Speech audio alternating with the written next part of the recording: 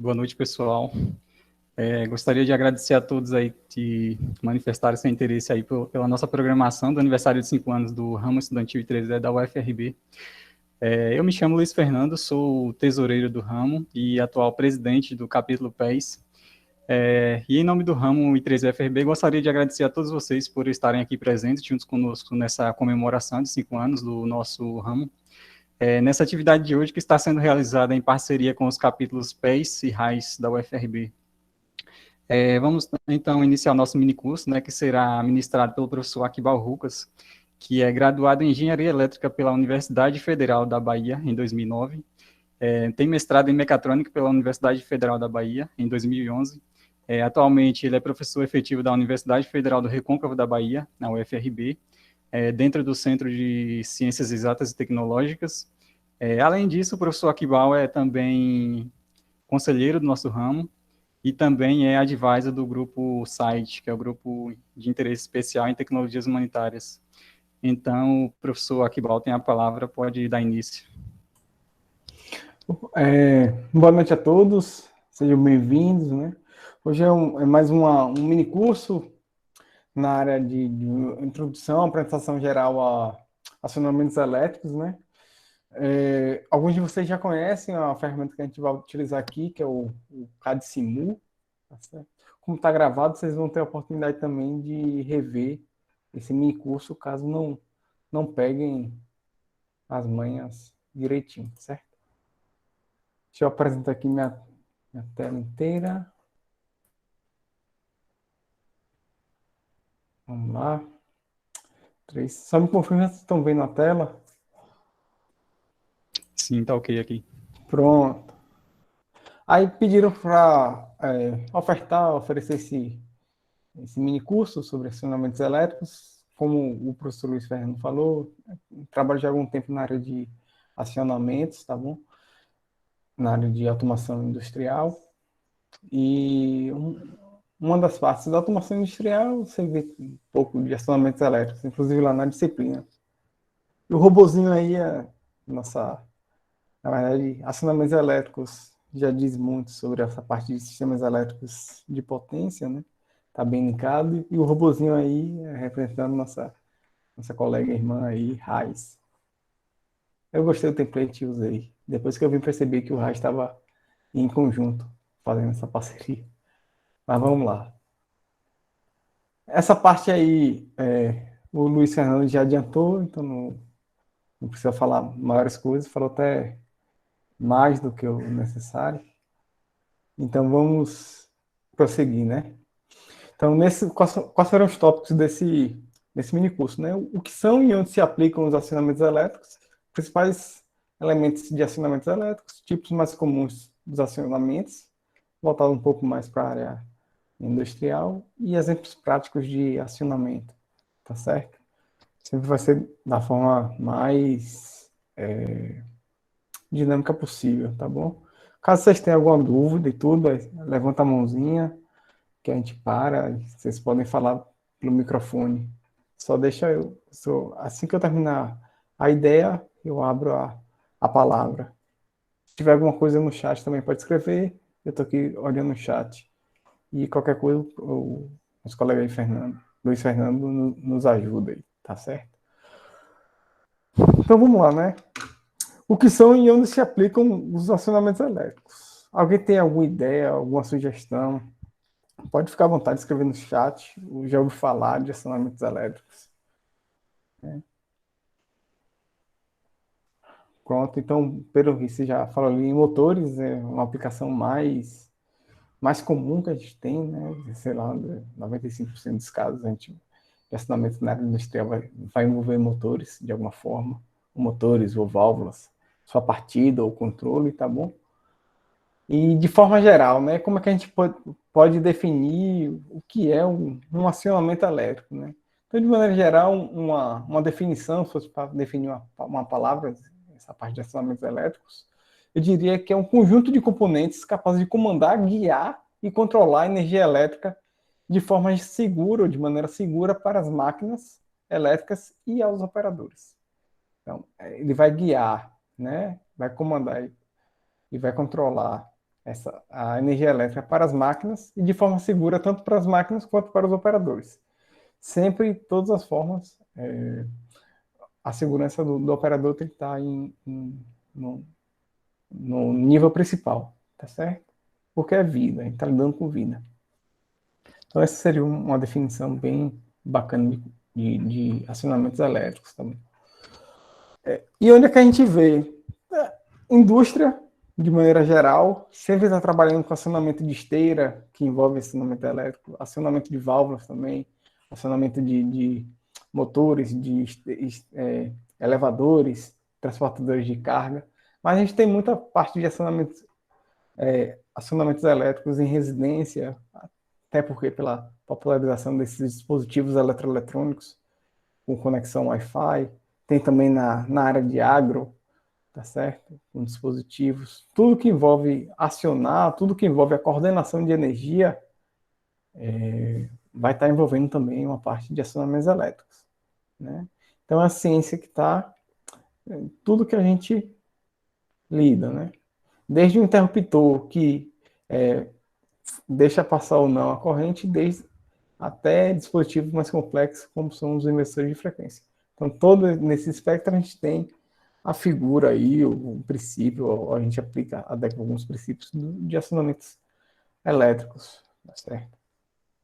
Seja ele de monitoramento ou não. Tipos de componente, né? Geralmente, quando a gente está tratando de acionamentos elétricos, a gente sempre vai pensar em dispositivos que vão enviar sinais elétricos, que a gente chama de entrada do sinal elétrico. Então, uma botoeira, ele, de certa forma, envia um sinal elétrico. Chave de finicurso, sensor de temperatura, chave seletora, sensor de umidade, esses são dispositivos mais comuns que enviam o sinal elétrico. A gente vai ter uma outra parcela de equipamentos que vão trabalhar nesse processamento do sinal, como os CLPs, os controladores lógicos programáveis, os controladores de temperatura, controladores de processo, até um diagrama de comando que envolve contator, tá certo?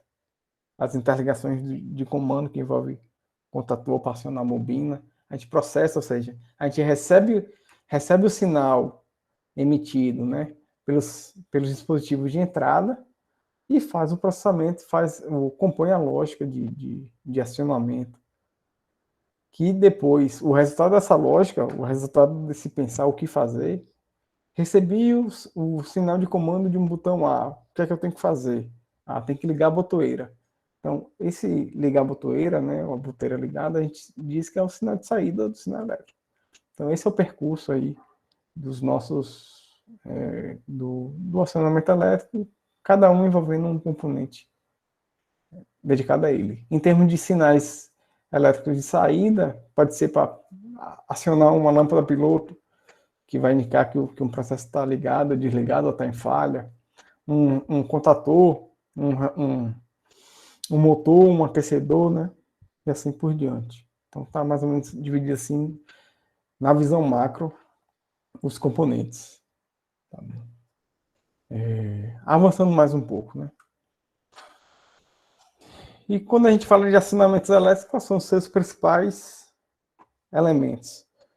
Nesse caso, o que é que eu fiz de proposição? Ao invés de ficar falando componente a componente, a gente vai pegar um caso de estudo simples, né? Um caso de estudo simples e vamos, a partir dele, incrementar a teoria por trás desse tipo de acionamentos elétricos. Tá? Se alguém tiver alguma dúvida, alguma sugestão, pode ficar à vontade para falar, então a gente continua aqui. Também a critério de vocês. Tá tudo beleza? Chamou. Boa noite aí. Tranquilo. Pronto. Pessoal aí, o professor aqui já falou, mas pode se sentir à vontade aí para perguntar. Isso. Então vamos lá, né? Então, sempre que a gente está lidando, está vendo um acionamento elétrico, a gente tem que pensar em duas grandes partes. A gente vai ter os componentes de potência, que vão coordenar a energia de uma potência grande, e os componentes de comando, que vão lidar com componentes de baixa potência. Quer dizer que, como eu falei lá anteriormente, Vou botar aqui amarelo que fica melhor. Então, esses carinhas aqui, eles coordenam a energia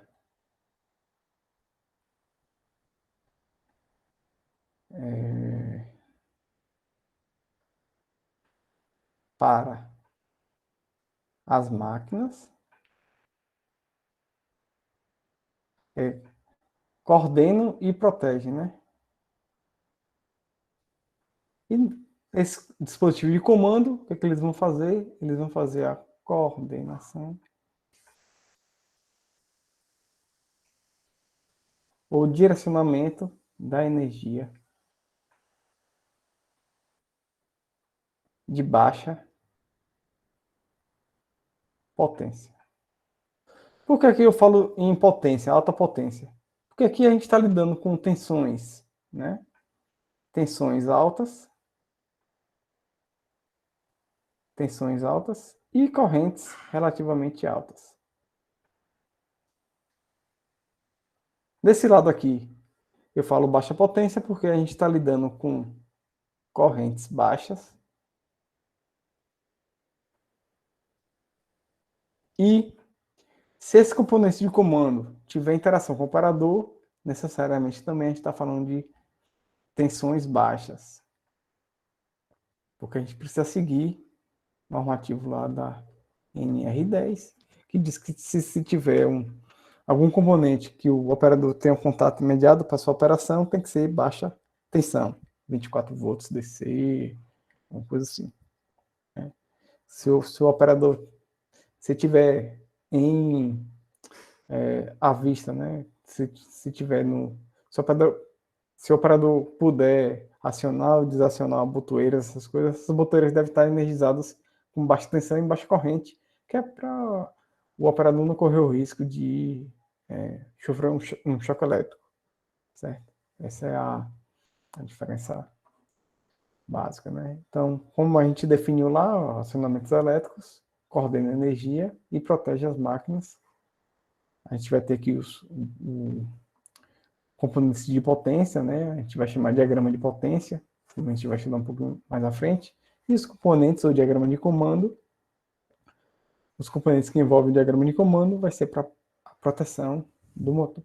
E eles dois vão começar porque a partir dos componentes de comando, a gente vai poder acionar grandes cargas. Tá bom?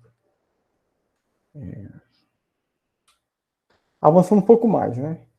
Então, caso de estudo 1, caso de estudo clássico, todo mundo vai sair daqui já podendo trabalhar ou dizer que conhece esse tipo de acionamento. Então, dimensione os componentes de potência, tá, para o sistema de partida direta do motor trifásico abaixo.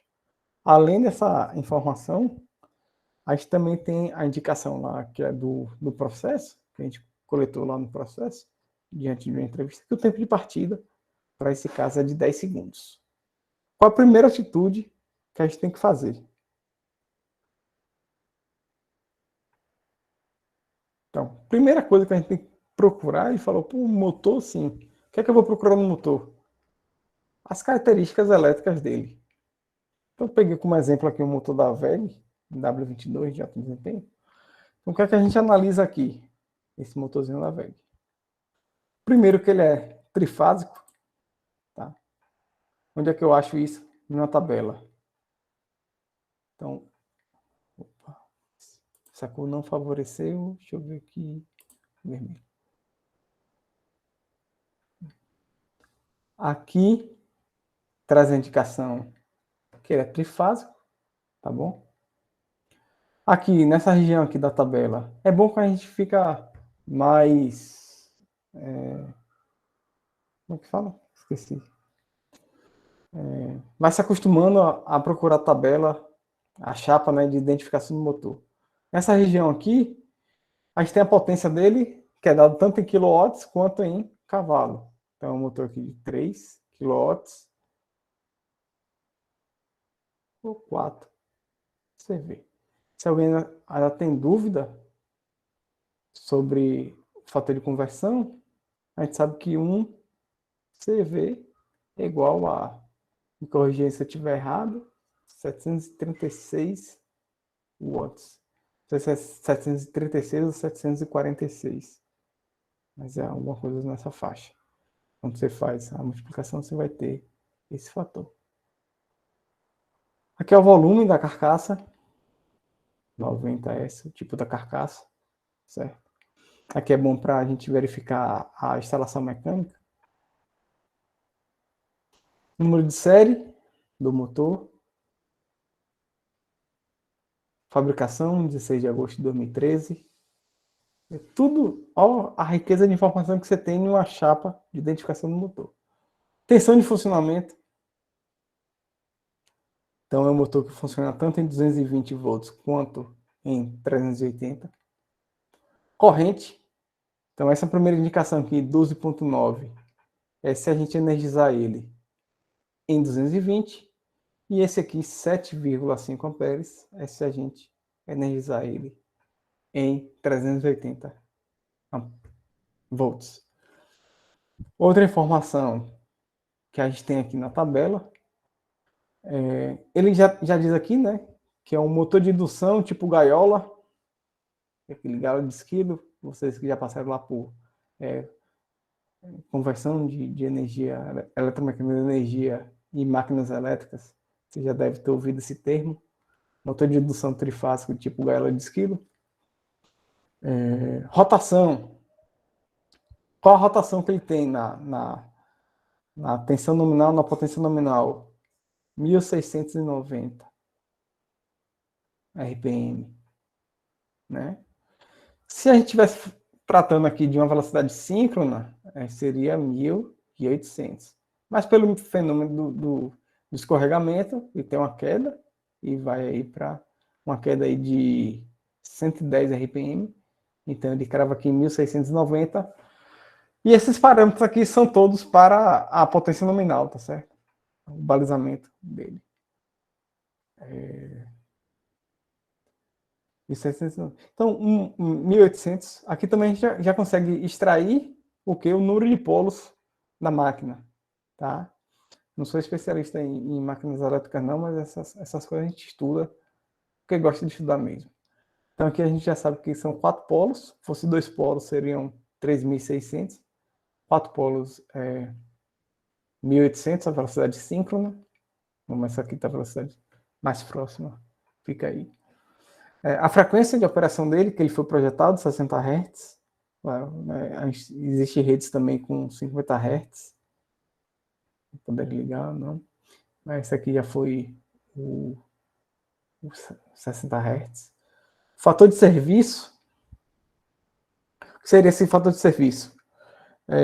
O quanto a mais de torque, né, ou de carga, pode ser aplicado no eixo, que o motor funcionaria de maneira de acordo com... suportaria funcionar. Nesse caso aqui, o FS, que é o fator de serviço, é 1. Ou seja, a gente não pode colocar uma carga mecânica que demande uma potência elétrica superior do que a potência elétrica que ele indicou aqui. Então é 1. Tá certo? Muitos motores trabalham com 1.15. Quer dizer, eu coloco 15% a mais de torque e ele consegue ainda funcionar de maneira sem danificar ele, vamos dizer assim, né? Que outra informação importante a gente tem? Aqui, a razão entre a corrente de partida e a corrente nominal. Lembre que isso daqui é uma informação importantíssima, porque olha lá a descrição do problema. Dimensiona os componentes para um sistema de partida direta. Se a gente está falando lá de partida direta, a gente sabe que essa corrente de partida é própria do tipo de partida de acionamentos elétricos de corrente de partida direta, 5.5. Ou seja, se a gente aplicar essa metodologia de partida, logo no início, durante 10 segundos, né, nesse intervalo de 10 segundos, minha corrente vai chegar até 5,5 vezes maior do que a corrente dele nominal. Fazendo uma conta rápida, mais do que 35 amperes de partida. Fator de potência 0,8. Né? Aqui indica a razão entre energia ativa e energia reativa. Para as condições de potência nominal. Rendimento da máquina, 76%. Ou seja, dessa potência elétrica aqui, que ele disse que fornece, 76% é convertida em potência mecânica do eixo, no eixo, tá certo? Aí você tem essas outras parcelas, 24%. Uma parte desses 24% fica como energia reativa no enrolamento das bobinas, perdas por calor, perdas por som, efeito de correntes parasitas, perdas devido ao atrito do enrolamento, perdas mecânicas. Está tudo distribuído nessas outras etapas. Temperatura ambiente, que ele está trabalhando 40 graus, tá certo? A temperatura ele trabalha bem. Fator de isolamento F.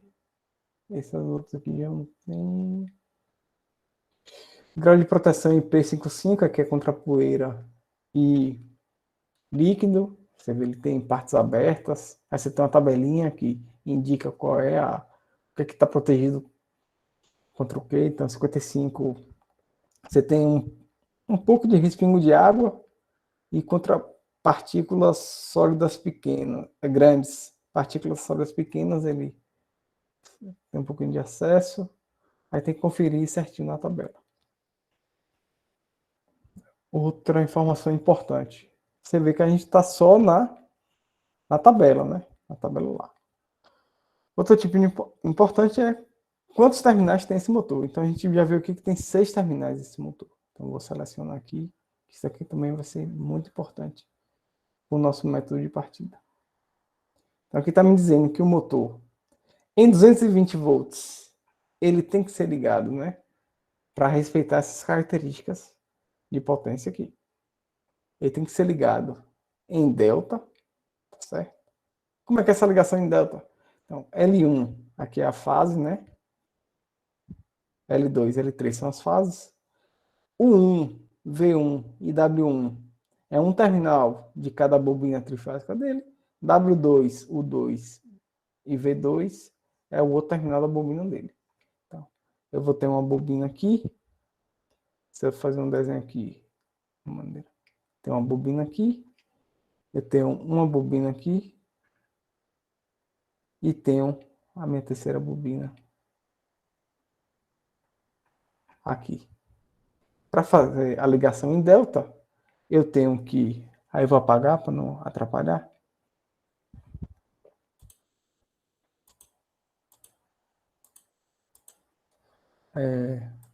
Para fazer minha ligação em delta, eu preciso curto-circuitar um terminal U1 com W2, curto-circuitar V1 com U2 e curto-circuitar W1 com V2. Em cada um desses terminais, eu vou ligar, conectar minha fase. Tá certo? Caso o motor não gire no sentido que eu queira, o que é que a gente faz? Inverte duas dessas fases que a gente tem a inversão do motor trifásico. Agora, se eu estou em uma tensão maior, estrela, né, ou Y, agora eu devo curto-circuitar os terminais W2, U2 e V2, e no U1, V1 e W1 eu ligo minhas fases. Então, ligação para alta tensão dele é em estrela, e a ligação em baixa tensão é em triângulo. Tá certo? É suportável. Aqui também vai indicar se é possível, se for possível, adotar ou aplicar outros tipos de acionamentos elétricos, né? Como no caso uma partida estrela-triângulo. Nesse caso, esse motor é porque ele permite a ligação em seus terminais, tanto de uma maneira quanto da outra. Tá certo? Deixa eu ver. Pronto, então varremos as informações principais nessa tabela. Alguém está com dúvida, alguma curiosidade a acrescentar, alguma coisa assim? Podemos avançar? Tudo tranquilo? Por enquanto está Tranquilo, sem professor. dúvidas. Pronto. Então, isso o motor sem essa plaquinha é uma pessoa sem a identidade dela, né? Não sabe quem é, de onde vem, quantos anos tem. Então, é extremamente importante essa plaquinha, até porque vai garantir que a gente dimensione os componentes dos acionamentos elétricos de maneira correta, né? E aí a gente não e a gente consiga preservar as características do motor da melhor forma possível. Isso também impacta na questão da eficiência energética. Então, o acionamento elétrico também está ligado com esse tema de eficiência energética dos motores. Porque se a gente dimensiona bem essa proteção, o motor sempre vai estar operando de maneira correta e não vai gastar energia. Mas se a gente dimensiona mal os componentes dos acionamentos elétricos, o que vai ocorrer é que o motor pode trabalhar com uma sobretemperatura durante muito tempo, o sistema de acionamento não percebe que ele está nessa condição fora da especificação nominal, e aí o desgaste dele vai ser muito mais rápido, levando à queima.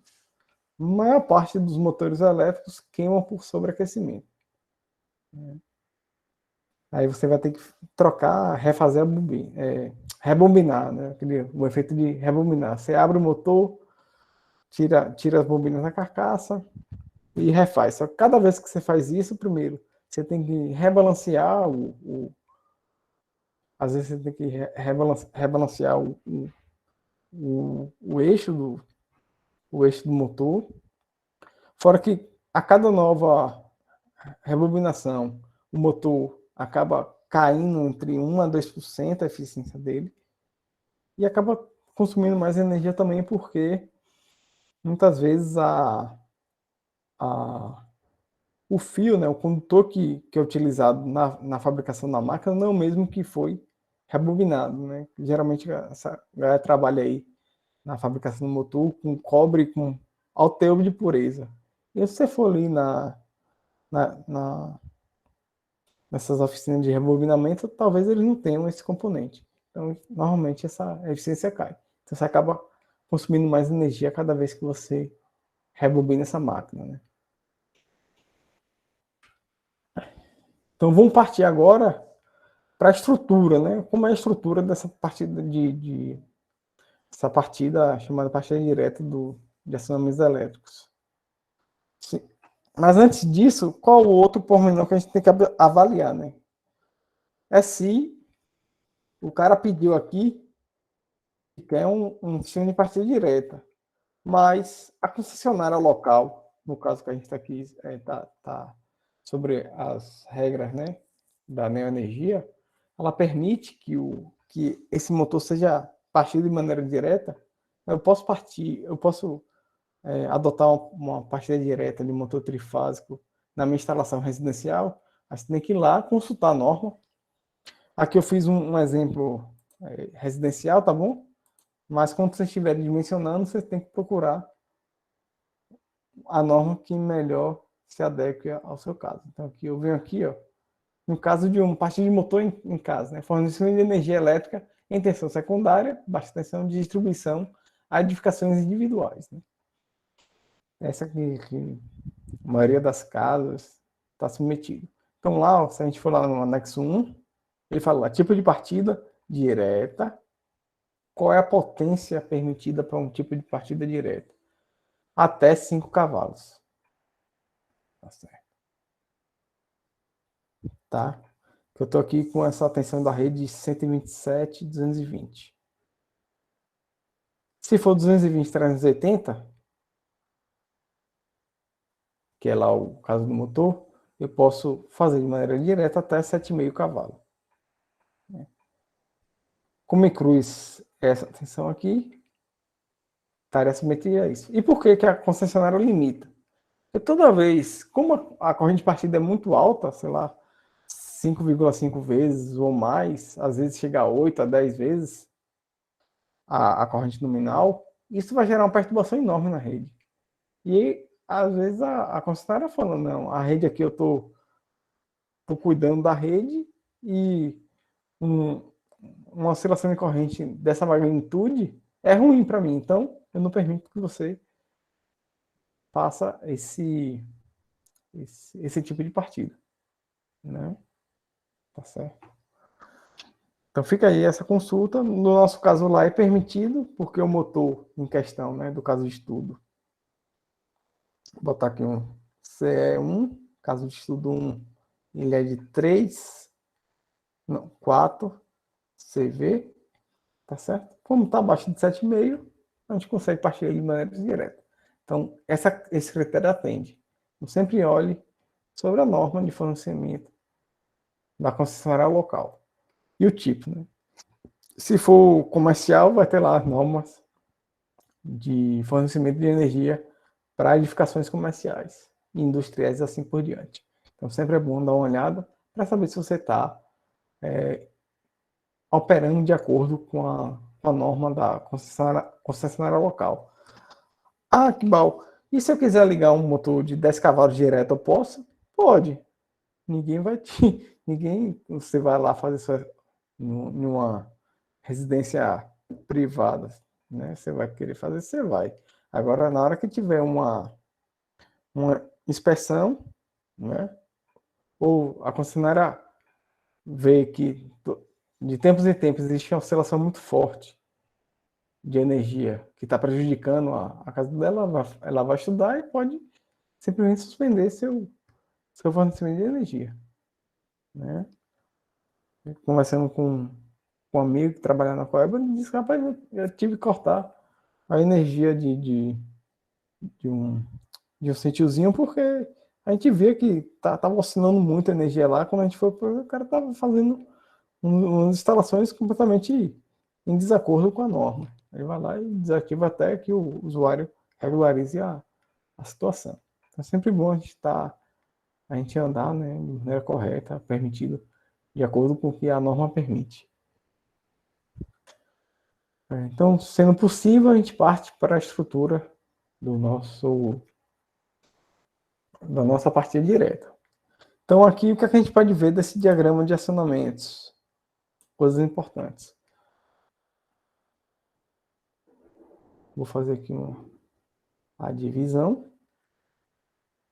Eu não vou operar ainda com software, eu vou deixar para operar com software lá na terceira fase do nosso mini curso. Aqui é mais para apresentar os componentes e ver a aplicação de dimensão. Então, aqui a gente tem um circuito, né, de comando. Esse circuito de comando é onde vai tratar a lógica, né, o processamento da informação dos meus componentes. Esse circuito de comando ele tem a principal característica dela, baixa tensão, né? Baixa potência, né? Se tiver botões ou elementos que o operador consiga acessar, tem que ser baixa tensão e baixa corrente, tá certo? Nesse caso aqui já tem até uma coisa que está em desacordo. Vamos supor assim, né? Que eu estou alimentando as botoeiras com a tensão da rede, desacordo com a NR10. Mas aqui é um vistozinho que a gente tem. A pressa na hora de montar, eu esqueci de fazer. Mas no exemplo que eu mostro lá, eu já boto uma fontezinha de tensão, abaixando a tensão da rede. Então, quais são os elementos do meu circuito de comando? Eu vou focar um pouco mais no circuito de força. Primeiro, eu tenho um disjuntor geral aqui para o comando. Esse disjuntor geral ele vai trabalhar, vai permitir, vai seccionar a energia da minha rede principal, que está aqui, para meus elementos de comando. Então, quando eu deixo ele aberto, nada aqui é energizado. Quando eu fecho, ele permite a passagem de tensão e corrente. Esse S0 aqui é o meu botão de desliga.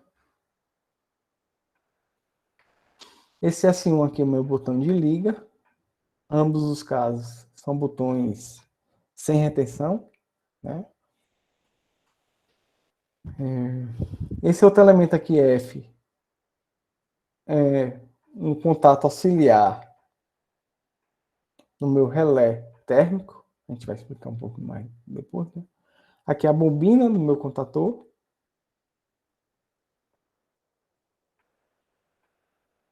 E aqui é a minha lâmpada piloto. Informando que assim que eu energizar minha bobina do contator, ela também liga, informando que o sistema foi partido. A partida direta é bem simples, a parte de comando. Eu pressiono o botão aqui, então eu permito que a energia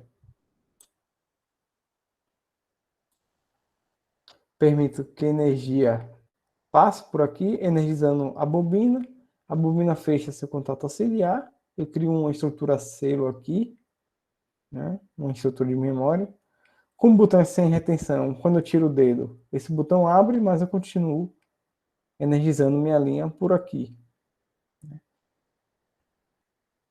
Caso eu tenha uma sobrecorrente aquecendo, esse contato auxiliar do meu relé térmico avisa abrindo e eu interrompo ou desligo o meu motor. Outra maneira de desligar o meu motor é apertando o meu botão de desliga. Em ambos os casos, ó, eu estou trabalhando com o seccionamento da corrente no meu diagrama de comando. Esses são os elementos básicos do meu circuito de comando. Se eu for aqui para o meu circuito de força, onde eu vou comandar aqui a potência, para ligar meu motor, aqui onde a gente vai trabalhar também com dimensionamento. O primeiro elemento que a gente tem aqui também é um disjuntor, só que como a gente está ligando um motor, a gente prefere, né? A gente usa um tipo de disjuntor motor. É um pouco diferente daqueles disjuntores que a gente vê em casa, porque eles são fabricados para ter um acionamento muitas vezes maior do que o disjuntor residencial. E também dentro dele existe um dispositivo que não deixa criar arco na hora de ligar e desligar, tá bom? Então isso garante uma vida útil maior. Um disjuntor motor também tem um elemento aqui do fusível. O disjuntor motor ele serve tanto para proteção contra curto-circuito, proteção contra sobrecorrente, esse elemento aqui. O fusível ele vai ser um elemento de proteção contra curto-circuito, tá certo? O contator, ele é um direcionador de carga, ele deixa passar ou não a corrente entre os terminais, para o terminal motor. E esse daqui é o que a gente chama de relé térmico, que vai ficar monitorando a temperatura nos condutores. Se essa temperatura sobe muito, ele abre, né? Ele tem aqui esse contato auxiliar que é acionado. Mas por ele, né, a corrente continua passando nos seus terminais. Porque se a gente não usar esse dispositivo aqui, esse contato auxiliar para desligar, né, meu circuito de comando e, consequentemente, desligar também o diagrama de força, o motor continua funcionando.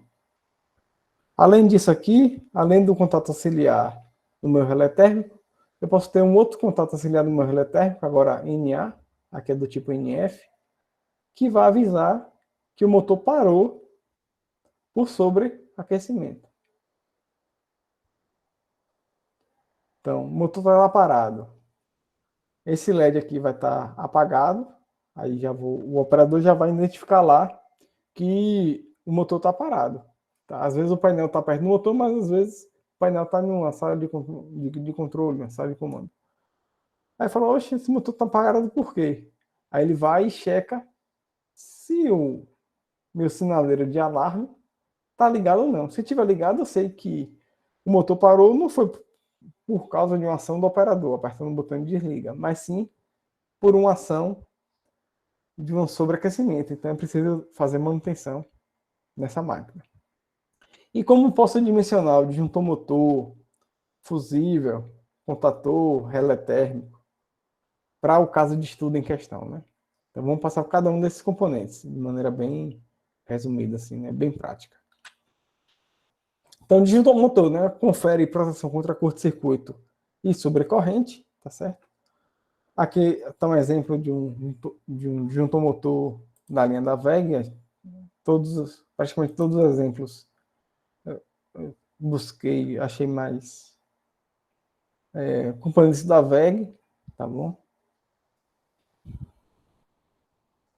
Então tá aqui o tipo dele.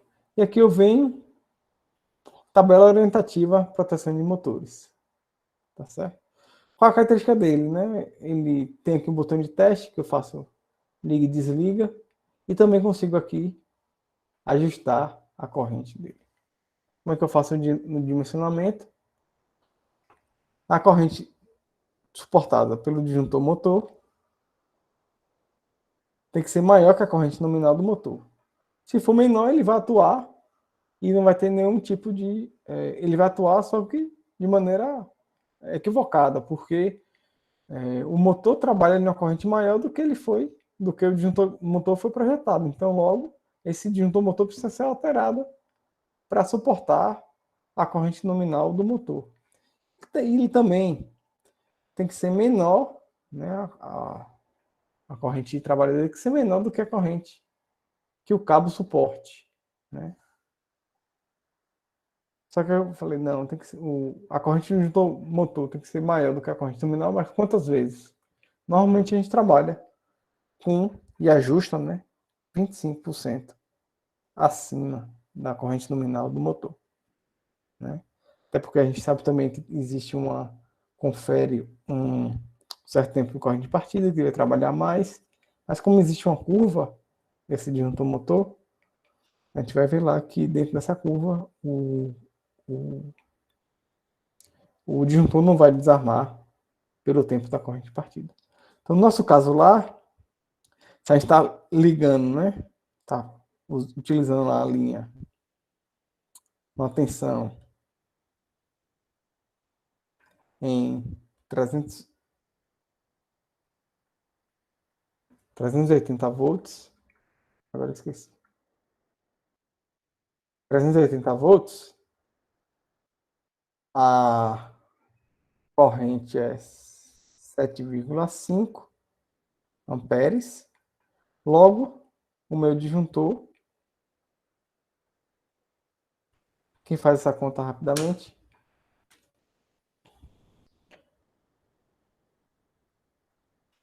7,5 vezes 1,25, 9,4.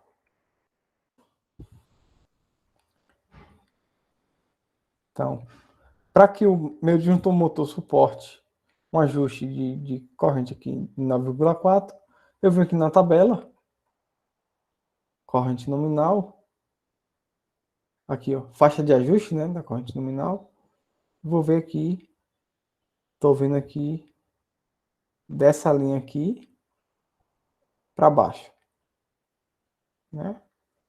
Claro, eu vou escolher aqui o que regula 6,3 até 10. Tá? Então, o disjuntor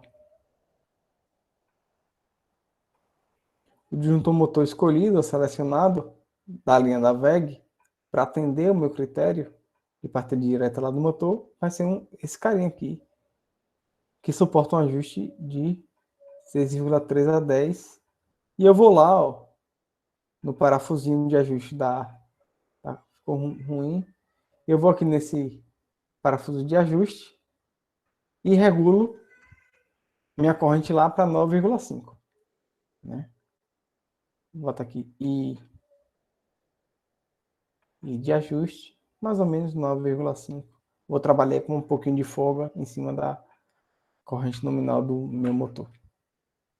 Então já dimensionamos aí nosso primeiro componente da linha de partida, utilizando, né, o critério de base como partida direta. O próximo, que é redundante, tudo bem até aí? Tudo tranquilo. Aqui Tudo pelo chat tranquilo, não né? tem nenhuma dúvida por enquanto. Pronto. Então, o próximo é o fusível.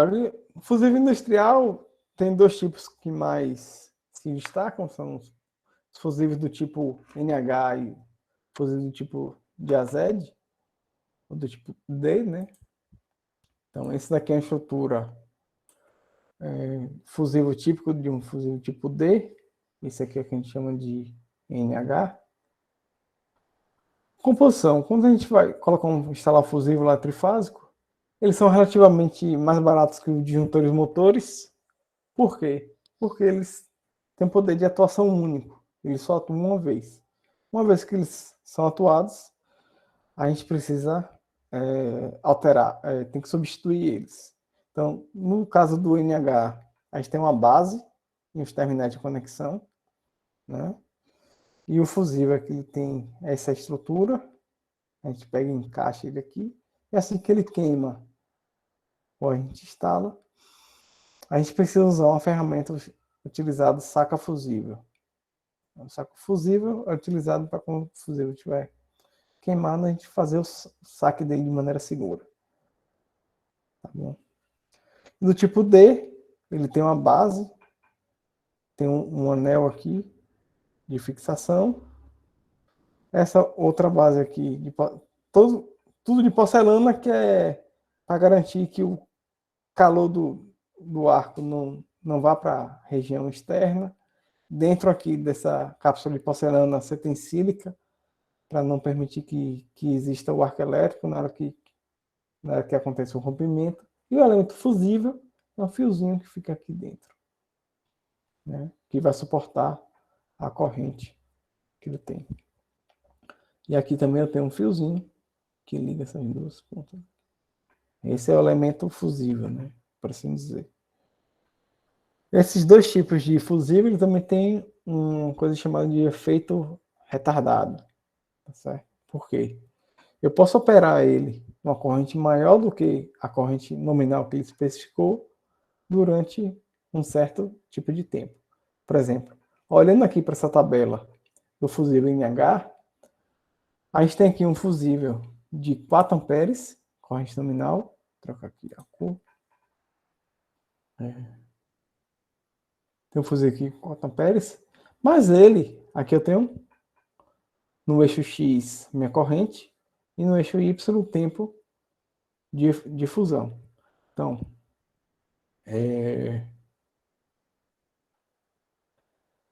eu posso, apesar dele ser de 4 amperes, eu posso imprimir uma corrente de 10 amperes até o tempo de 2, 3 segundos. Acho que aqui é 3 segundos. Tá log, né? A distribuição. Então, se eu passar uma corrente de 10 segundos, de 10 amperes, menor do que 3 segundos, provavelmente ele não vai atuar. Só que a corrente maior, né? Sei lá, 2 vezes maior, 2 vezes e meia maior do que ele suporta. Né? Porque ele tem esse tipo de fusível tem efeito retardado. No caso do fusível NH, ele vai um espectro maior de potência de corrente nominal, tá certo? E no caso do fusível de AZ, ele vai, aqui é NH, e no caso, só para não escrever colocar uma outra figura para o de AZ, mas o de AZ, ele vai até 63 amperes. No caso aqui da linha da VEX, você não acha fusíveis tipo D muito maior do que isso, não. Ele cobre essa faixa aqui de corrente, enquanto que o NH vai uma potência maior. Então, no caso lá, a gente vai olhar para quem agora? Vai olhar para a corrente nominal? Não, né? Porque a gente vai estar preocupado com o quê? Olha lá, ó. Não só ele, né? Então, a corrente do fusível precisa ser 20% maior do que a corrente nominal e menor do que a corrente máxima suportada pelos outros dispositivos. Então, o fusível fica lá. Como ele só atua uma vez, eu posso trabalhar com ele, que é assim, ó, ele vai proteger os demais, os outros componentes do meu acionamento de partidas elétricas, partida direta. Então eu tenho que olhar lá, o disjuntor motor, qual é a maior corrente que ele suporta? Lá 100 amperes. Então, Meu fusível tem que ser menor que 100 amperes. Meu contator, qual a corrente máxima que suporta? Sei lá, 63 amperes. Então tem que trabalhar com a corrente menor do que ela. Porque o fusível tem que proteger esses outros equipamentos, né? E assim vai. E o que mais? Só esse critério. Então, esse critério aqui é importante para ver a dimensão total. Só que eu tenho que olhar aqui a nossa corrente de partida, que a gente viu lá que era 5,5 vezes maior do que a corrente nominal dele, que é de 5 amperes. Então, voltando aqui na nossa calculadora, para andar um pouco mais rápido, 7,5 vezes 5,5, 41,25. Então, venho aqui na minha tabela, 41,25, vou tentar traçar aqui uma linha reta. Onde é que está 41,25 aqui? Deixa eu voltar. 10, 20, 30, 40.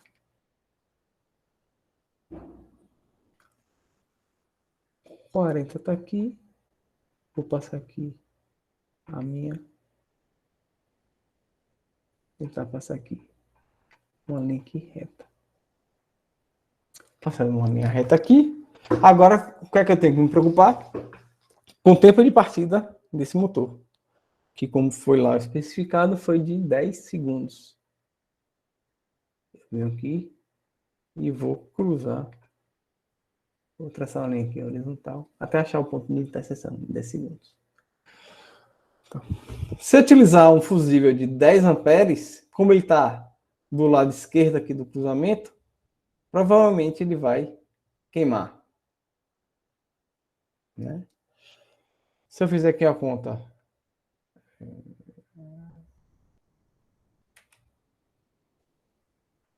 7,5 vezes 1,2, 9 amperes. Apesar de 10 amperes estar de acordo com o critério de 20% do valor do fusível, com a partida demora um tempo razoavelmente grande, 10 segundos, ele não atende. Então eu tenho que procurar um fusível que esteja nessa linha aqui, acima de 10. Então qual o próximo aqui? 16 amperes. Então aqui o IF do meu sistema, 16 amperes. Muito provavelmente esses 16 amperes também vai proteger todos os outros componentes da minha linha. Então aí já aprendemos também a fazer o dimensionamento do fusível. Seguindo um pouco mais adiante, contator. Já o contator, a gente dimensiona ele como sendo 15% acima da corrente nominal, tá certo? Então a gente pega aqui 7,5 vezes 1,15, 8,6.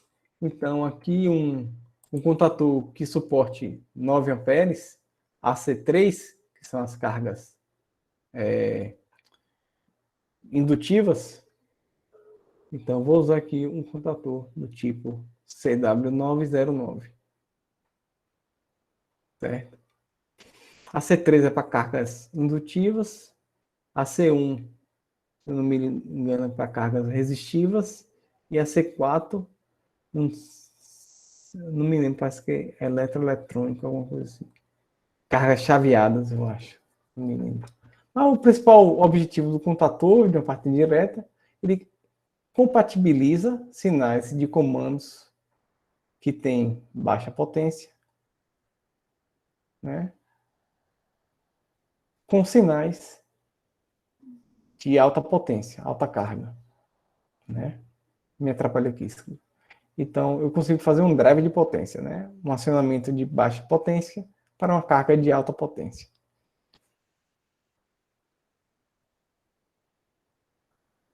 Me atrapalhei tudo aqui.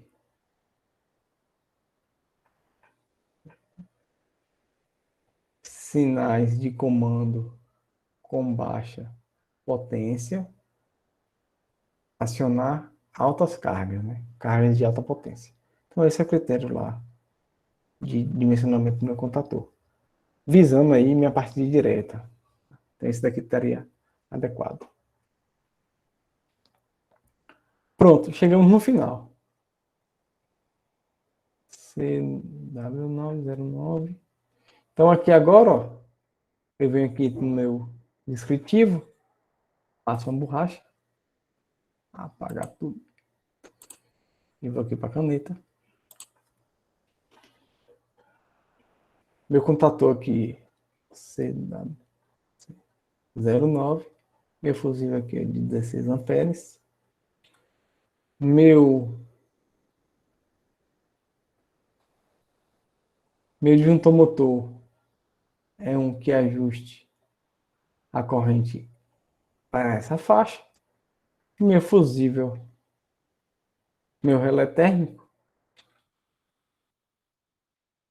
eu estou falando do meu relé térmico que está aqui.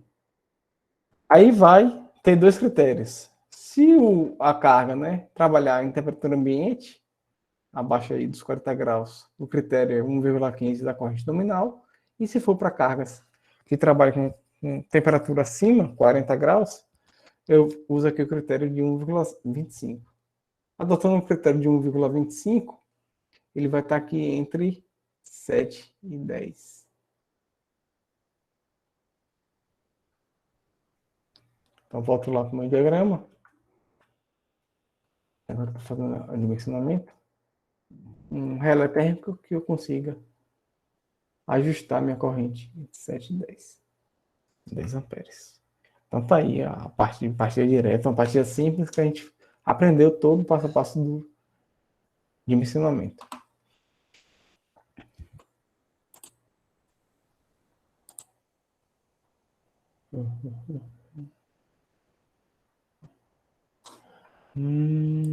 Mostra um pouco mais para frente.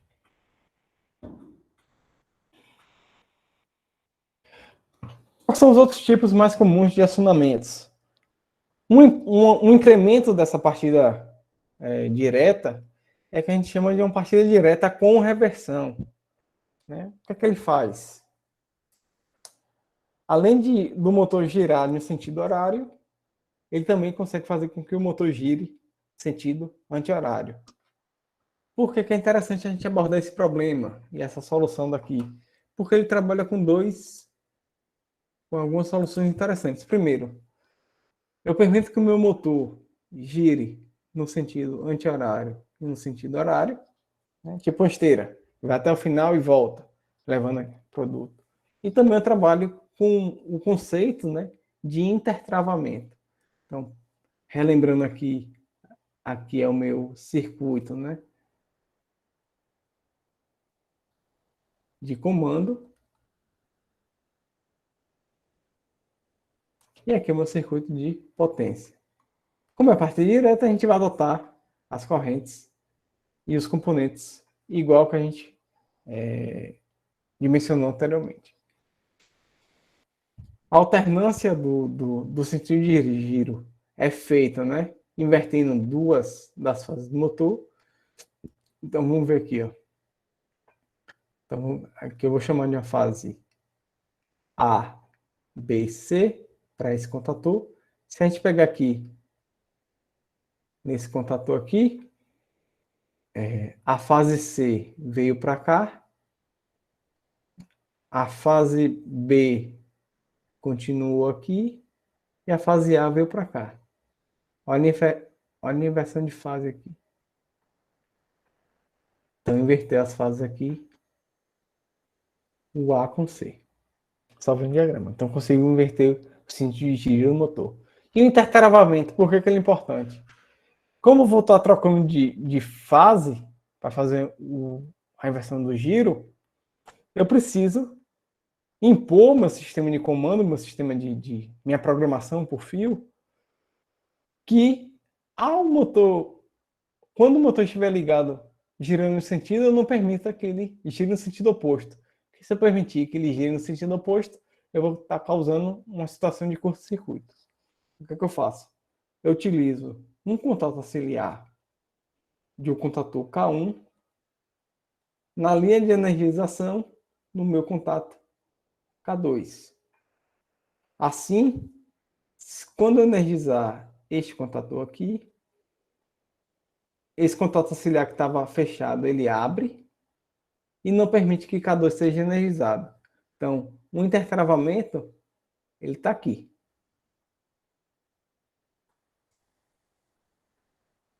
Então, não permito que ele faça. Como é que fica isso lá no CAD-Simu, para a gente poder ver a simulaçãozinha? Então, o CAD-Simu é uma ferramenta bastante interativa para fazer simulação dessas partes de acionamentos elétricos, tá bom? Como todo programa, você tem uma barra de ferramentas, uma barra bem Windows, então criar um documento novo, abrir um documento existente, salvar, imprimir, copiar, colar. Dessa barra superior aqui, a gente está interessado mais nesse botão aqui, de simulação e pause, tá bom? Aqui são os componentes que ele tem. Então tem os componentes de energização, tanto AC quanto DC, tem de proteção, né?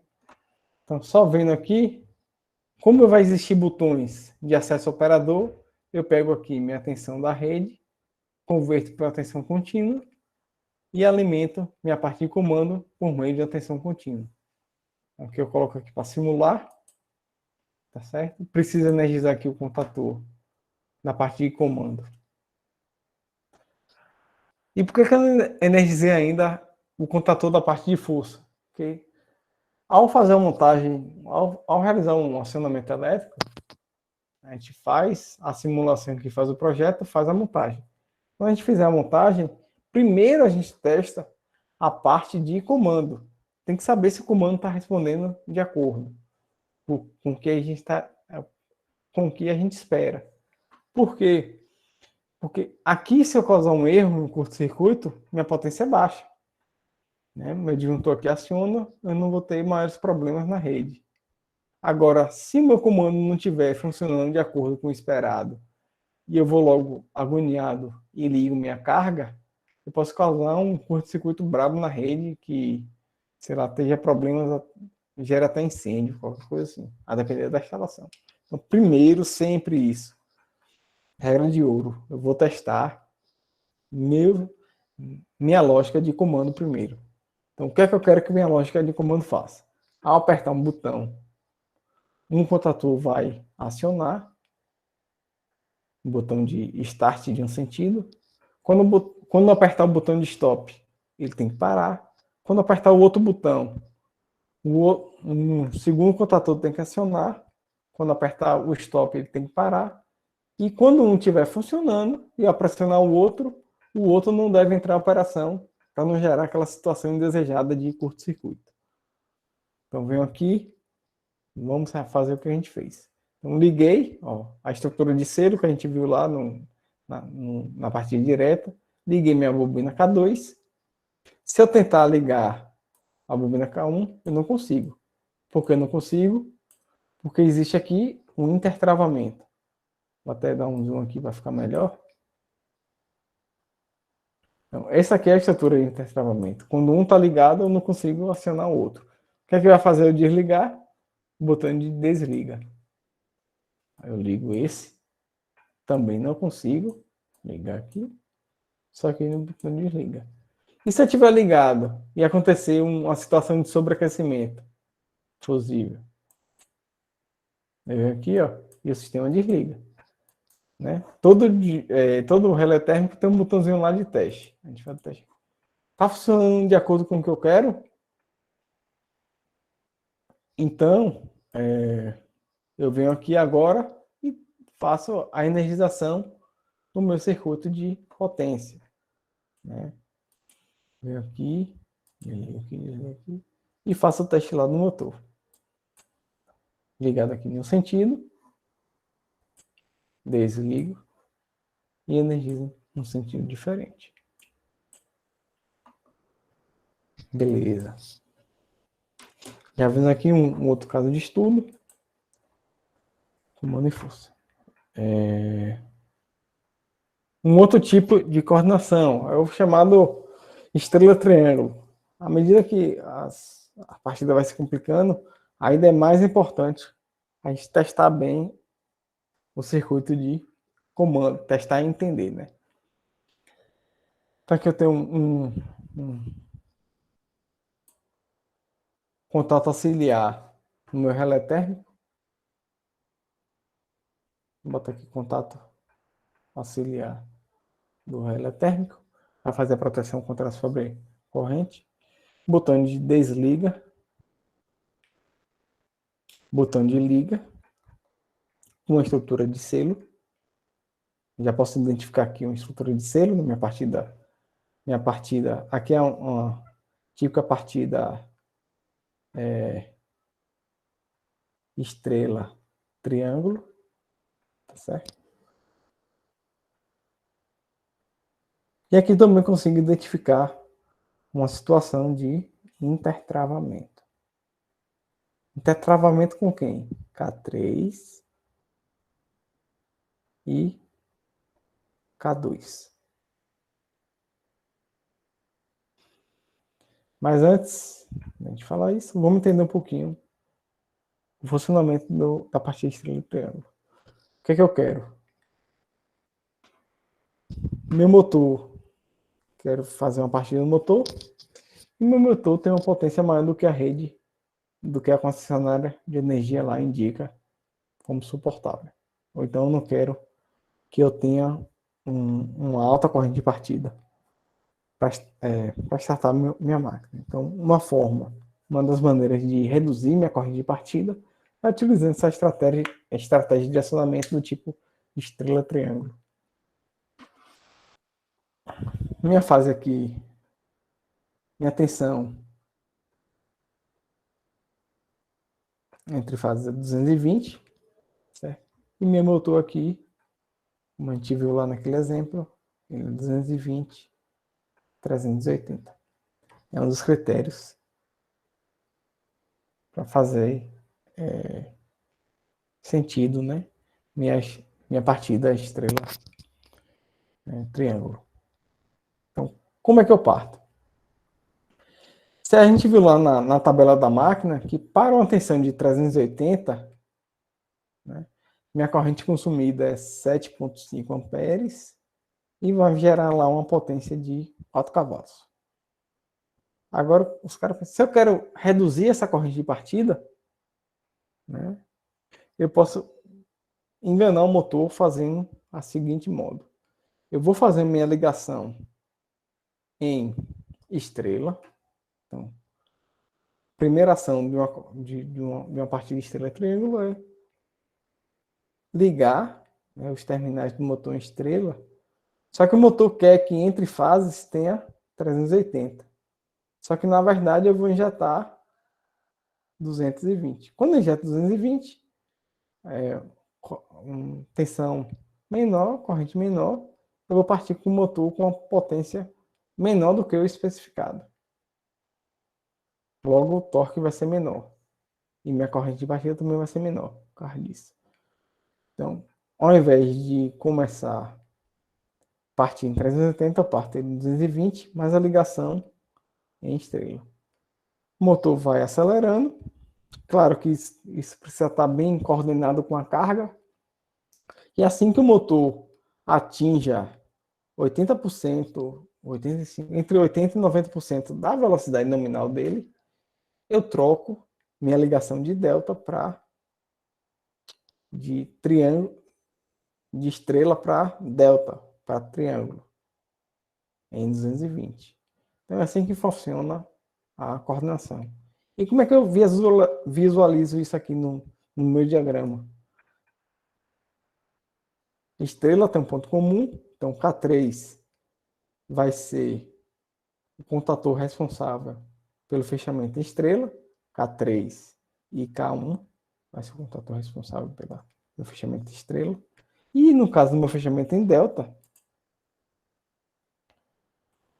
os contatores responsáveis vai ser K2 e K1. Ah, então agora começou a fazer sentido essa lógica aqui de intertravamento. Porque se o motor está em estrela, eu não posso pedir para ele fechar em triângulo, senão eu vou causar um curto-circuito aqui nos terminais da minha máquina. Uma falta fase, né? E quando ele está operando em delta, eu não posso permitir que ele faça em estrela.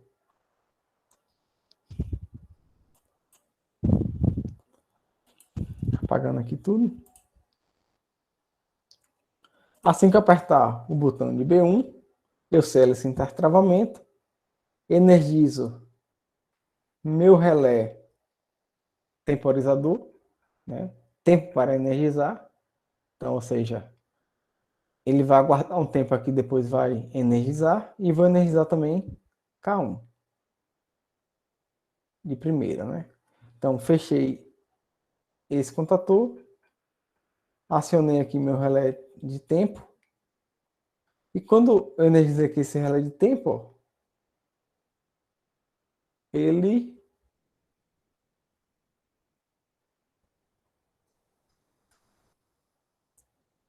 ou quando eu fechei, energizei K1 e energizei também K3, né? Então, ou seja, fechei esse, logo fiz minha partida em estrela. Depois de um tempo que ele conta, assim que ele atuar,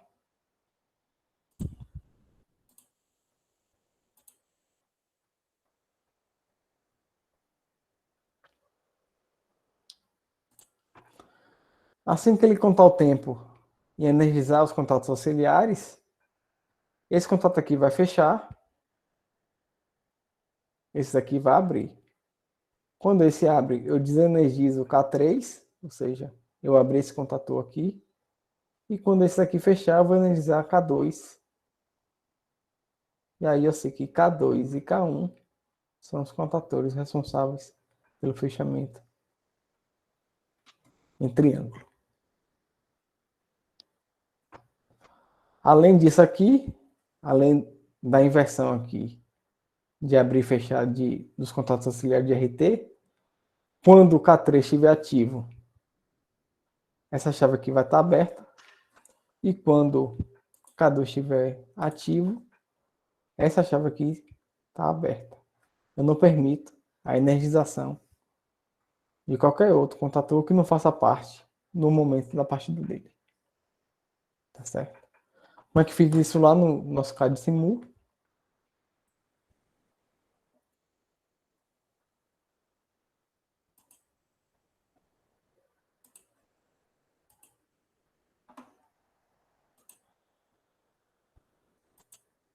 De novo, né? Vou ligar, vou testar minha parte de comando. Então, K1 e K3. Ó, depois K1 e K2. O único contator que fica ligado durante toda a partida é o K1. Tá certo? Simular uma falha. Vi que está funcionando ok. Vou ligar aqui minha parte de força e volto a testar. Então, estrela. Chegou a 90% lá na rotação. Triângulo. E aumento o meu torque. Depois a gente disponibiliza esses arquivos para vocês brincarem também. Mas assim, é tudo eletromecânico, né? Tudo eletromecânico, esse tipo de partida. Como é a parceria RAIS e PES e RAIS, né? Vamos deixar um pouquinho essa parte de sistema elétrico de potência. E aí agora a gente pode, assim, só a título de comparação, na parte direta, na parte, é, a corrente, né? Na partida estrela-triângulo, ele vai ter esse formato, ou seja, ele inicia, né, com a corrente maior do que a nominal, só que menor do que a corrente de partida. E quando chega aqui, ele alterna e tem esse comportamento singular.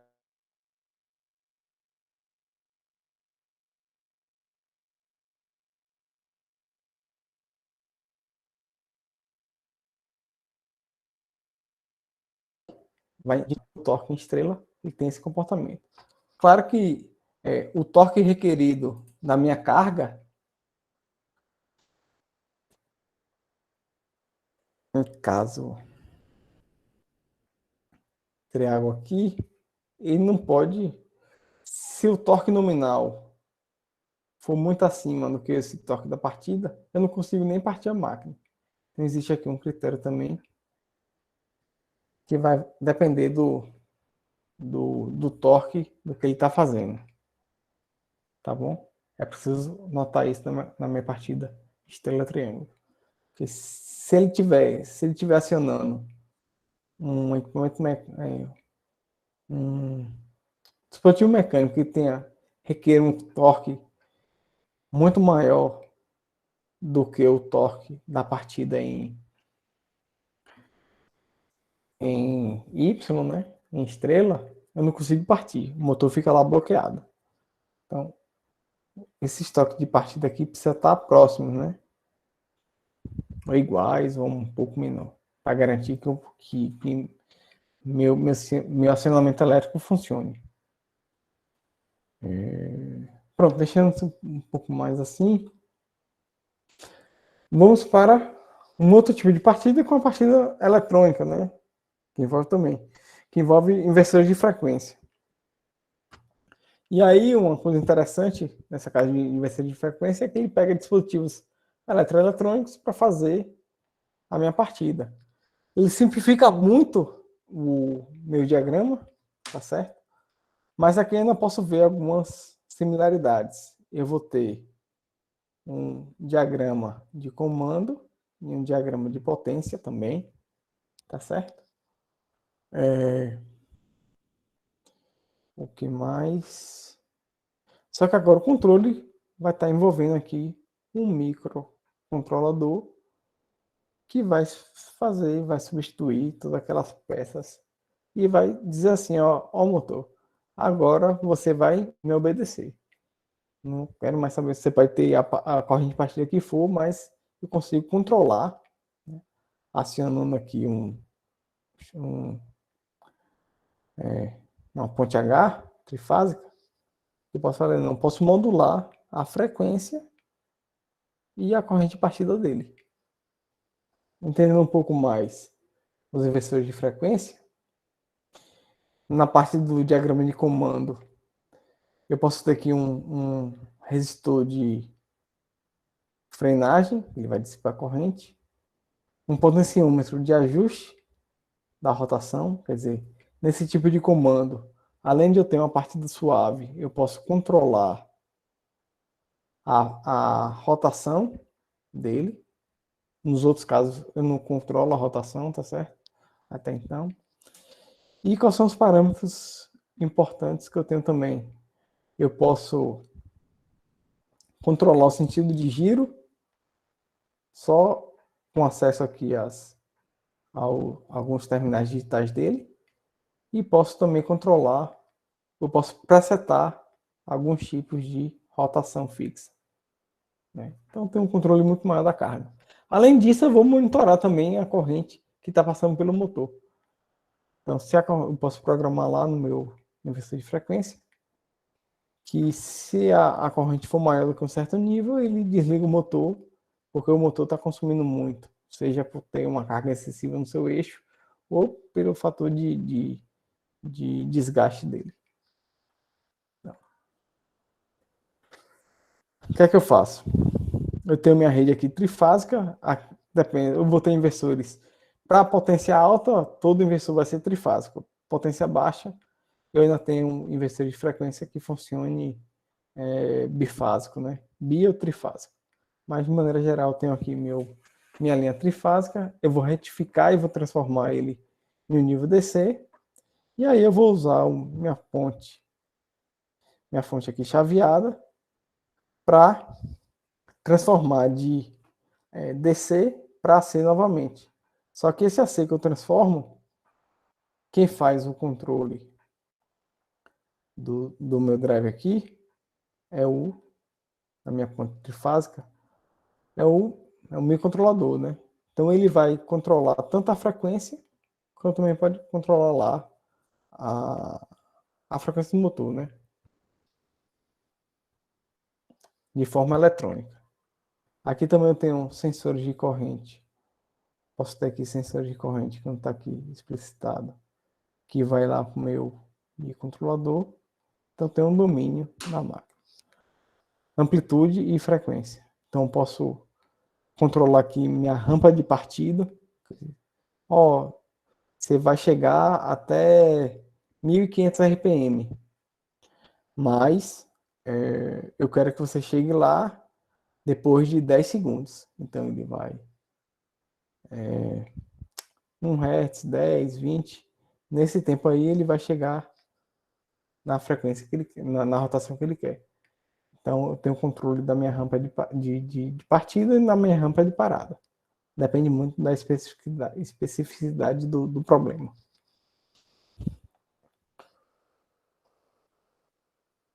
Aqui um pouco por dentro de um inversor de frequência, eu tenho uma IHMzinha, interface homem-máquina. Aqui eu dou a partida, paro, seleciono entre local e remoto, quer dizer, eu posso controlar a partida e parada do motor pela IHM ou remotamente. Remotamente, eu tenho aqui um potenciômetro, um I/O digital ou interface serial. Aqui são alguns acessos remotos que eu tenho. E local, eu tenho que usar esse displayzinho. Controlo também o sentido de giro.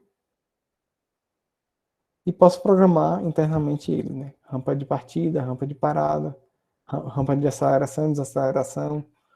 Se estou utilizando o meu resistor de frenagem ou não. Então, eu tenho uma série de configurações internas dele. E minha ligação no painel elétrico é mais simples do que os outros casos. Tem a rede, ligo, ele já consegue fazer toda a proteção. Mostra um pouquinho aqui o que faz, né? Eu posso configurar a primeira entrada digital como sendo, né? Eu posso deixar ele sem função ou habilitar geral. Também posso fazer com que a entrada 2 seja o sentido de giro. A entrada 3 um reset. A entrada 4 como sem função gira para. Vou ter também entradas analógicas que eu posso configurar a frequência de rotação da máquina por um potenciômetro. Aqui ele já fala que é acima de 10 kΩ.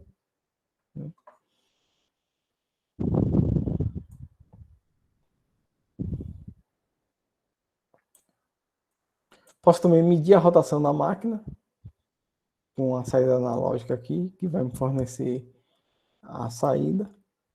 Tá certo? E posso ter um relé também para me informar que se está ligado ou não, né? Se existe algum erro, alguma coisa assim.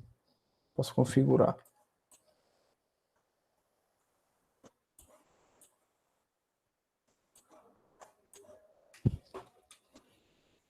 Então, eu tenho muito mais flexibilidade utilizando partidas eletrônicas, né, da minha máquina. Um outro tipo de partida é utilizando o que a gente chama de soft start, partida suave, né? Qual a diferença do soft start para o inversor de frequência? O soft start ele vai trabalhar já com triacs e o controle do soft start é só sobre o ângulo de disparo deles, tá certo? Quem pegou aí, ou está pegando a de potência, vai ver muito isso. Então, eu seto lá meu ângulo de partida do triac, ele vai, faz uma pré-carga, uma pré-tensão aplicada no motor, e a partir daí ele vai chaveando, deixando passar somente aquela parte da onda, até a velocidade nominal. No soft start eu não consigo controlar velocidade. Ele só vai fazer a partida suave e o desligamento suave, né? De acordo com o ângulo de disparo dos meus triacs. Tá certo? Tá aqui um diagrama típico deles, né? Também posso... a questão de alterar a rotação tem que ser por fora. tá certo? Ele também não tem a tecnologia de alterar, de inverter a rotação da máquina. Pelo menos os mais comuns, né? Soft start. Comparando as correntes, o inversor de frequência, praticamente eu tenho a menor corrente aplicada durante todo o tempo de partida.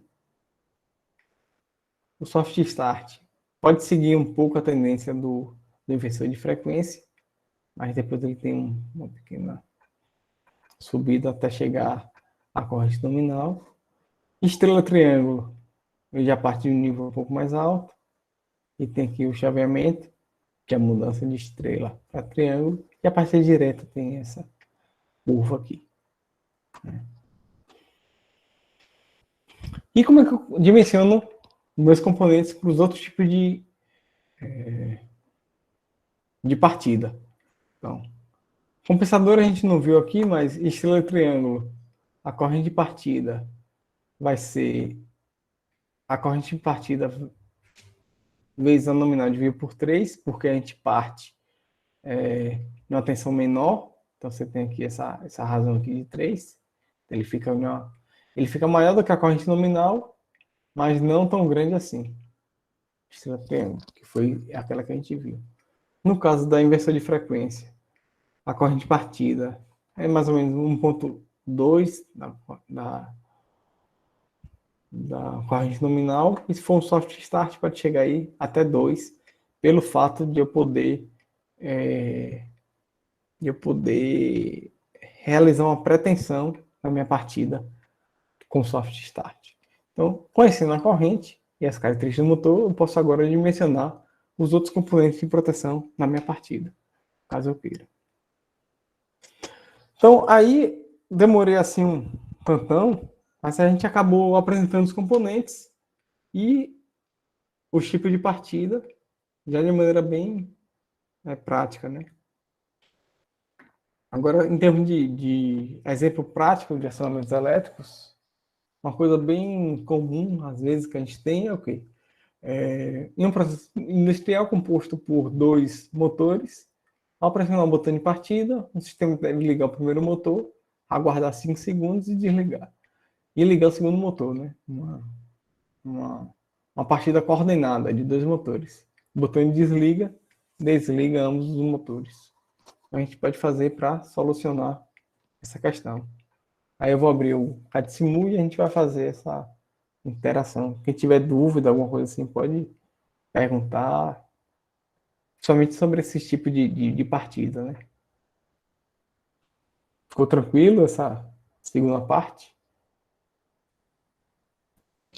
Acredito que sim, o pessoal não mandou dúvidas aí até agora, Beleza. mas só aproveitando, já foi mandado aí no chat o formulário de presença, então vocês podem preencher aí.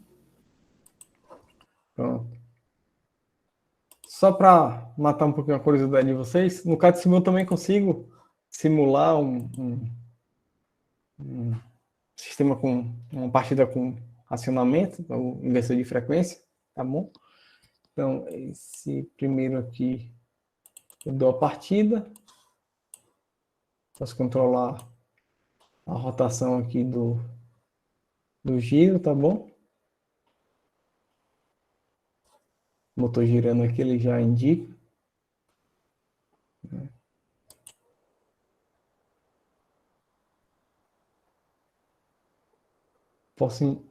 Posso alterar a rotação do motor aqui, minha segunda entrada digital.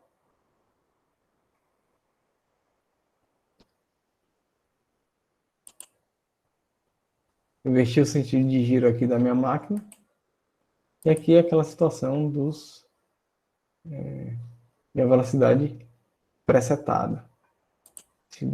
E aqui é o meu resistor de desaceleração. Então eu consigo simular uma partida com inversão de frequência utilizando o CAD-Simu.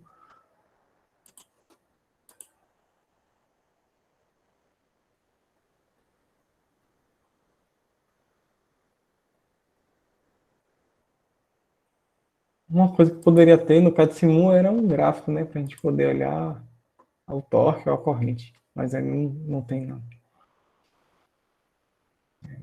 Mini graça.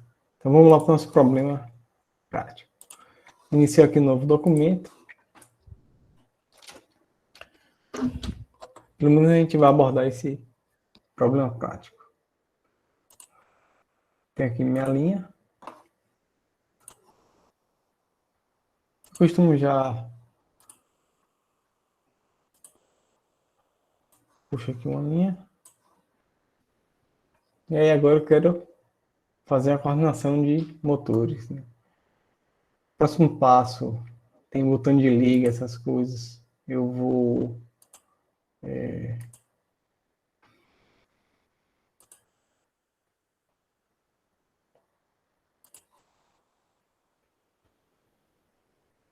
trabalhar em DC. Tá bom. Puxa aqui minha... Opa.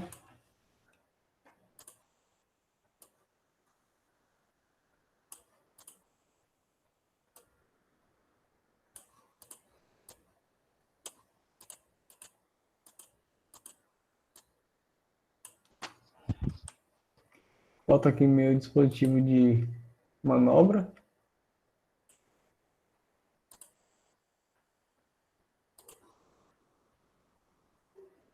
Poder selecionar o sistema.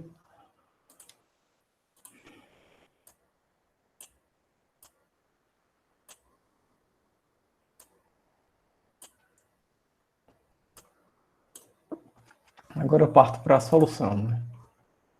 Em si. Puxar uma linha aqui positivo. Vou dar uma adiantada aqui para ficar mais. Vamos fazer uma partida direta. Vai ficar um pouco mais rápido. Então,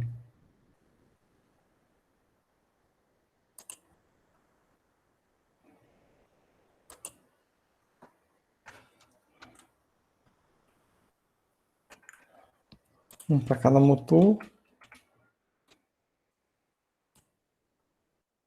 Eu preciso alterar aqui o tag de cada contato ciliar do relé térmico.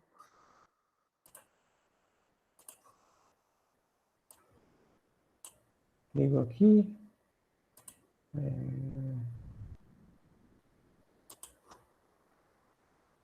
Um botão de desliga, que é para ambos os casos.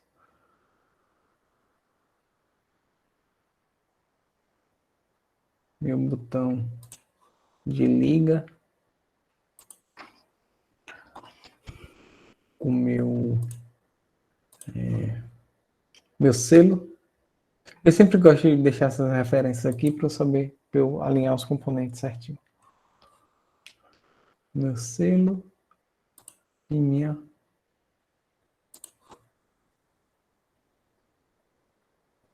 meu contator. Além desse contator, eu vou ter que usar um relé temporizador, connection time. Depois de um tempo, ele vai ligar o segundo motor. Então, esse carinha aqui que vai ligar o segundo motor. Então, aqui eu vou chamar de um KT. A referência, e vou programar aqui meu temporizador para 5 segundos.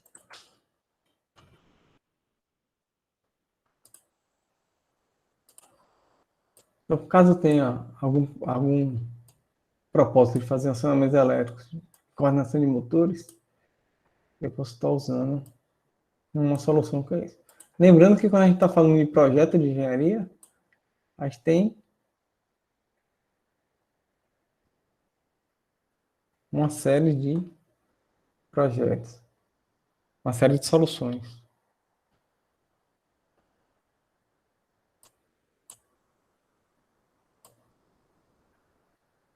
Que é somente uma delas. Como eu quero que desligue os dois ao mesmo tempo, vou puxar aqui. Opa. Tem que usar uma chave. Então, aqui é um S0, desliga. Um S1. chave S0 vai precisar ter 2 contatos auxiliares e consigo ampliar o número de contatos auxiliares da minha chave. Vou deixar ela aqui como mesma referência. S0.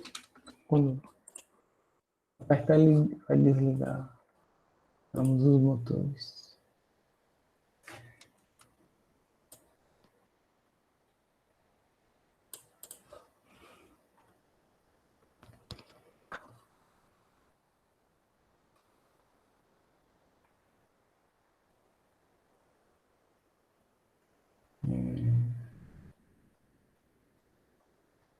S0.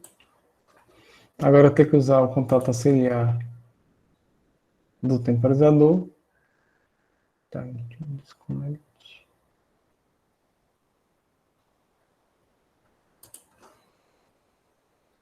Então, esse aqui vai ligar meu segundo. Puxei aqui.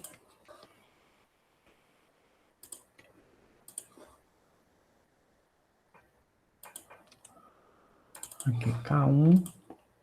Aqui tem o motor. K2.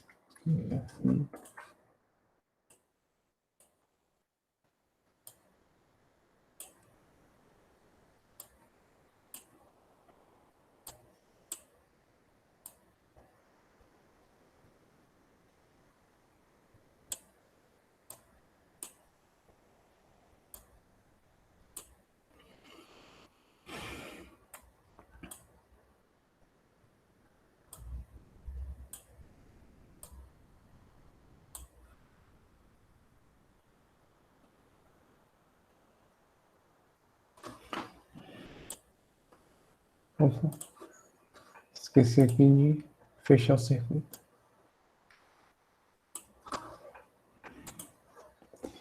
Então, isso aqui. Veja aqui. Deixa eu ligar aqui. Opa. Esqueci de referencial. Apertar a mesma tag para ele obedecer. Ele juntou. Criei o selo. 4, 3, 2, 1.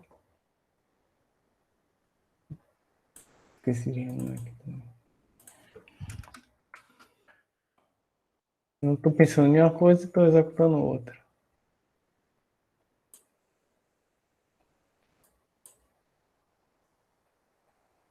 4, 3, aqui é o relé temporizado, né? Que tem a retardo para energizar. 0. Ligou o segundo motor. Então fez uma ligação coordenada, né? De 2 motores. E na hora de desligar, desligo ambos. Tá? Observando que a parte de comando está funcionando de forma coerente, eu vou partir aqui para a minha parte, meu setor, né? O meu diagrama de força. Então, vou botar aqui também o meu disjuntor trifásico de proteção. Depois, como o disjuntor motor, ele protege ele secciona e protege contra sobrecorrentes e curto-circuito, eu vou omitir aqui o meu fusível. Tá certo? Além disso, eu vou colocar aqui meu contator, um para cada motor, meu relé térmico, um também para cada motor, e aqui vai ser K1, tem que ter a mesma tag, para eu saber lá a montagem do meu painel, K2, aqui é F1, que está referido ao primeiro motor, aqui é F2, referido ao segundo motor, aqui eu vou colocar um motor 1,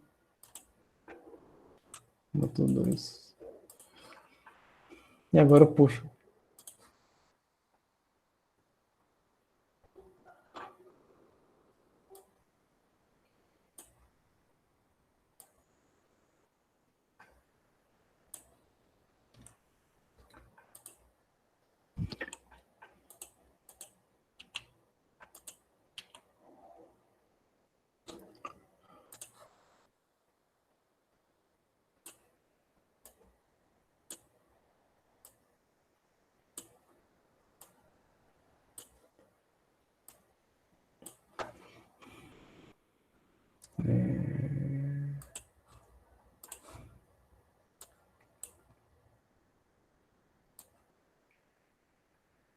Agora, como eu quero que os motores girem no mesmo sentido, eu vou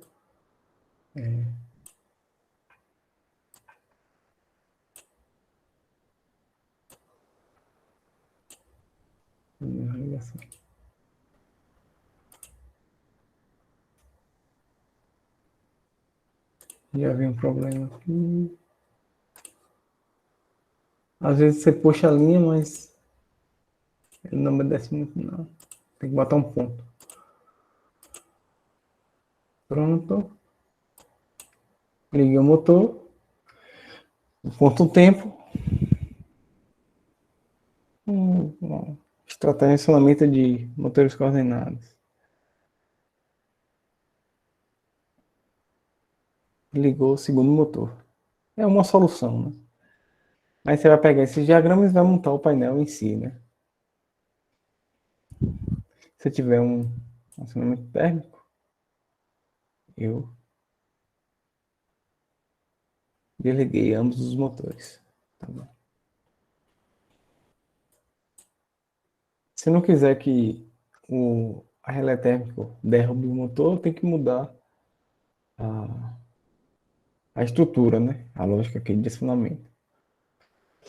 Tá bom? E aí, dúvidas? Uma coisa. Então, com um software como esse, você pode estudar toda a parte de coordenação de acionamento, sabe? Tanto eletrônico quanto eletromecânico, tá? Não vou estender muito não, esses 20 e pouco minutos. Eu acho que deu para cumprir com um objetivo dessa visão geral, né? A gente fez aí uns... Quantos estudos de caso? Deixa eu ver. 5 estudos de caso, tá? Eu vou pular aqui o que eu tinha proposto. Referência. E aí, vamos lá para a parte de perguntas. Aí eu botei esse. Agradecer o convite do ramo estudantil para ministrar esse mini curso, tá certo? Parabenizar também o ramo, 5 anos não são 5 minutos, nem 5 horas, nem 5 dias, são 5 anos, é tempo relativamente, é uma graduação. Vamos dizer assim, o ramo se graduou, né? Pronto. Né? Teve a primeira graduação do ramo, ele vai partir aí para sua pós-graduação. A brincadeiras à parte, fico feliz em poder ajudar de alguma forma, seja por meio de mini cursos, seja por meio de conversa, seja sendo advisor até, ou sendo de qualquer maneira, tá bom? Como me encontrar esse arroba que Bauacha do Instagram, aqui é meu e-mail, para quem se quiser tiver dúvida, alguma coisa assim. O que mais? Não sei, fica aberto aí para perguntas, alguma coisa assim. Isso aí, pessoal. Se tiverem perguntas aí nesse finalzinho, podem mandar. Mas a gente aqui agradece, professor Aquibal, pela disponibilidade aí em passar esse mini curso aí interessante aí para o pessoal. Acredito que agregou bastante aí. Deu para ter uma visão geral aí dos acionamentos elétricos. Obrigado. Mas quem não Qualquer preencheu coisa ainda, pode. pode falar. Não, qualquer coisa eu tô aí para, sei lá, tirar qualquer dúvida. Uma ideia inicial que eu tive era fazer esse mini curso no laboratório, mas esse horário que foi, a gente tinha disponível, o laboratório não está acessível, né? Mas vamos ver se a gente consegue combinar alguma coisa na visita virtual, né? Dia 18. Sim, sim. Seria bastante interessante. Mas quem não tiver preenchido ainda o formulário de presença, está aí no chat, vocês podem acessar e preencher. Mas se tiverem dúvidas aí nesse finalzinho, podem mandar.